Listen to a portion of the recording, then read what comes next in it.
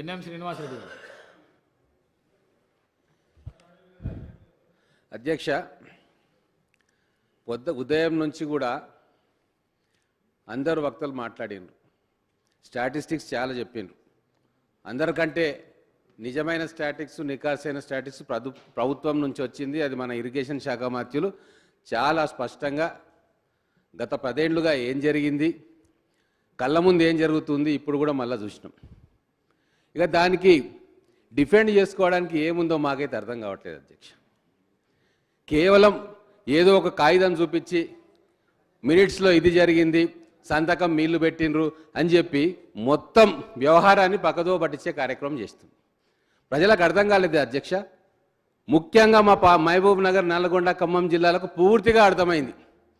కృష్ణా నీళ్లను దోపిడీ చేయడానికి జగన్మోహన్ రెడ్డి గారికి ఎవరు అనుమతి ఇచ్చిండ్రు, ఎవరు భుజం తట్టి ప్రోత్సహించిండ్రో మాకు అర్థమైంది. కాబట్టే రిజల్ట్ ఎలక్షన్లలో అట్లా వచ్చింది. ఇది వాళ్ళు అర్థం చేసుకుంటే మంచిది. రెండోసారి 2018లో ఎన్నికలు జరిగినాయి అధ్యక్ష. తర్వాత 6 నెలలకు ఆంధ్రప్రదేశ్లో ఎన్నికలు జరిగినాయి. ఆ ఎన్నికల్లో ఎవరు భుజం తట్టిండ్రు, ఎవరు వెన్ను తట్టిండ్రు, ఎవరు ఎంకరేజ్ చేసిరో ప్రపంచానికి తెలుసు కదా. తర్వాత పులుసు తిన్న తర్వాత వినాలి, మాట్లాడియాలి. మీ అందరి మాటలు మేము విన్నాం ఓపికగా. ఇరిగేషన్ వెనుక ఉన్న అవన్నీ కూడా చెప్పాలి. ఇక మీరు అన్నిటికీ రాజకీయం చేయడానికి మీకు వస్తుంది, కానీ మాకు రాదా? మాకు అవకాశం ఇవ్వాలి. అరే, లక్షల కోట్లు దోపిడీ అవుతుంటే ఒక్క కాగితం తీసుకొచ్చి ఈడ సంతకం లేదు, ఈ పేరా లేదని చదువుతూ ఉంటే మేమంతా మాకేం తెలియదు అనుకుంటారా ఏం జరుగుతుందో రాజకీయం? ఈ హౌస్ ఎందుకుంది అధ్యక్ష? ఇన్ని వేల కోట్ల దోపిడీ జరిగింది. క్యాగు ఇన్ని పుస్తకాలు ఉట్టేనే రాసిర్రా వాళ్ళు. ఒక్కొక్క పేజీలో ఒక్కొక్క సాక్ష్యం కనబడతా ఉంటే ఇవన్నీ ఉట్టివే అని చెప్తా ఉన్నారు. మరి ఎందుకు అధ్యక్ష? గతంలో అంటే నేను చెప్పేది వినండి, 5 నిమిషాలు అర్థమవుతుంది. నేను కొన్ని డేట్లు చెప్తా, ఏం జరిగిందో మీరు అర్థం చేసుకోండి. 25 మే 2019 ఏం డేట్ అధ్యక్ష? చాలా గొప్ప, అందరికి గుర్తే. జగన్మోహన్ రెడ్డి గారు ప్రగతి భవన్లో కూర్చొని అప్పటి ముఖ్యమంత్రి గారితో కూర్చున్న డేటు. దాని తర్వాత 13 జనవరి 2020 అది కూడా మళ్ళీ జగన్మోహన్ రెడ్డి గారు కేసీఆర్ గారిని కలిసిన రోజు. దాని తర్వాత ఏం జరిగింది అధ్యక్ష? కేసీఆర్ గారికి జ్ఞానోదయం అయింది. దేశంలో 70,000 టీఎంసీలు వృధాగా సముద్రంలోకి పోతున్నాయి అంటే అప్పటి వరకు ఎవరికి తెలియదా అధ్యక్ష? సముద్రంలోకి నీళ్లు పోతున్నాయి, అటు బంగాళాఖాతానికి ఇటు అరేబియా సముద్రానికి నీళ్లు పోతున్నాయి అన్న విషయం మాకు ఎవరికి తెలియదు, దేశంలో ఎవరికి తెలియదు. వాళ్ళు కనుక్కున్నారు. దాని ఉద్దేశం ఏంది? గుణాత్మకమైన మార్పు రావాలి దేశంలో. ఎవరు చెప్పారు అధ్యక్ష ఈ మాటలు? మేమేం చెప్పలేదు, బీజేపీ చెప్పలేదు, కాంగ్రెస్ చెప్పలేదు. ఎవరు చెప్పారు?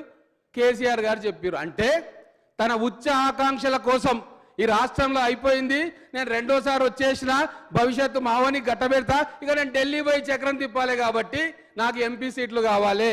7 వస్తాయి, ఉన్న 17 ఇట్లా 9 వచ్చే. 7 వస్తాయి అంటే 25 సీట్లు జగన్మోహన్ రెడ్డి గారి దగ్గర ఉన్నాయి. మరత్వాడలో 12-13 సీట్లు ఉన్నాయి. కర్ణాటకలో నిజాం పరిపాలించిన ప్రాంతాల్లో కొన్ని సీట్లు ఉన్నాయి.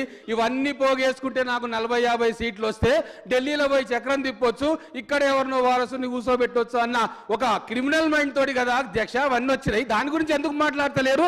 తెలంగాణ ప్రజలకు, మా పాలమూరు జిల్లా ప్రజలకు ఎందుకు చెప్పట్లే? మహాభారతంలో ద్రౌపదిని ముందల పెట్టి ధర్మరాజు జూదమాడిండు అధ్యక్ష.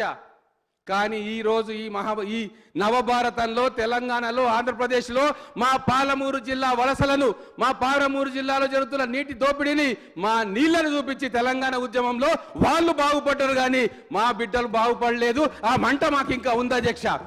అయినా సరే నెత్తిన పెట్టుకున్నాం, గెలిపించినాం, ముఖ్యమంత్రి చేస్తే మా నీళ్లను తీసుకొచ్చి ఆయన ప్రధానమంత్రిగా నీకే జగన్మోహన్ రెడ్డికి రాసిచ్చిండు అధ్యక్ష. దానికి సాక్ష్యమే ఈ మీటింగ్ల అధ్యక్ష. జగన్మోహన్ రెడ్డి గారికి ధైర్యం ఉంటుందా అధ్యక్ష? కృష్ణానదిలో రాయలసీమ లిఫ్ట్ ఇరిగేషన్ చేసి ఈ 9 టీఎంసీలు తీసుకుపోయే ధైర్యం ఉన్న మొగాడు సార్ జగన్మోహన్ రెడ్డి గారు. ఎట్లా తీసుకుపోతారు? ఎవరు వెన్ను తట్టిర్రు? దీని గురించి చర్చ పెట్టొద్దా ఈ హౌస్ లో? పొద్దుటి నుంచి చూస్తున్నా అధ్యక్ష. చిల్లర మల్ల కాగితాలు చూపిస్తారు, ఏదో మాకు తెలివిందని చెప్పి బుకాయించే ప్రయత్నం చేస్తారు. కానీ యాక్చువల్గా ఏం జరిగింది? మీ ఆశలకు, ఆకాంక్షలకు మమ్మల్ని బలిపెట్టిర్రు.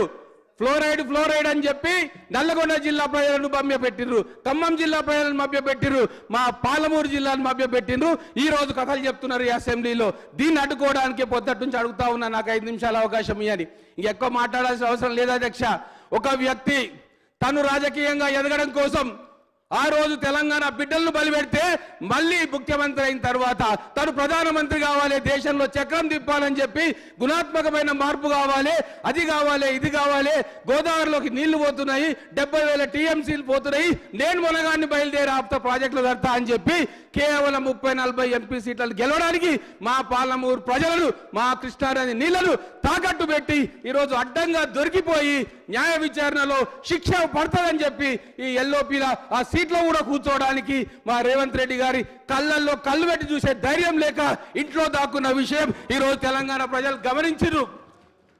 కిరణ్ కుమార్ రెడ్డి గారు కాదు ఇక్కడ అధ్యక్ష, రోషయ్య గారు లేరు ఇక్కడ. ముఖ్యమంత్రి పీఠం మీద కూర్చున్నది ఎవరు? మా రేవంత్ రెడ్డి గారు. వదలరు ఎవరిని. మా ఉత్తమ్ కుమార్ రెడ్డి గారు నిజాయితీ గల నాయకుడు, సైన్యంలో పనిచేసి వచ్చినోడు. ఖచ్చితంగా ఎంక్వైరీ జరుగుతుంది. ఎన్ని వేల కోట్లు ఎవరు దొబ్బిండ్రు, ఏ మెగా కాంట్రాక్ట్ల కోసం, ఇతర రాష్ట్రాల్లో పెట్టుబడుల కోసం డబ్బుల సంచులు పోయినాయో, బీహార్కు, ఉత్తరప్రదేశ్కు, జార్ఖండ్కు, తమిళనాడుకు, కర్ణాటకకు, వెస్ట్ బెంగాల్కు ఏ డబ్బుల సంచులు, డబ్బుల మూటలు పోయినాయో వాటికి మొత్తం కూడా మా కృష్ణానది నీళ్ళని తాకట్టు పెట్టి, మా గోదావరి నీళ్ళని తాకట్టు పెట్టి, మా ఆత్మనమ్మి మొత్తం తెలంగాణ ప్రజల ఆకాంక్షలను బొందబెట్టి ఈ రోజు వాళ్ళు కళ్ళబొలి మాటలు మాట్లాడుతుంటే చూస్తూ కూర్చోవడానికి తెలంగాణ ఎట్టి తెలంగాణ కాదు. అందుకే మా ఖమ్మం, మా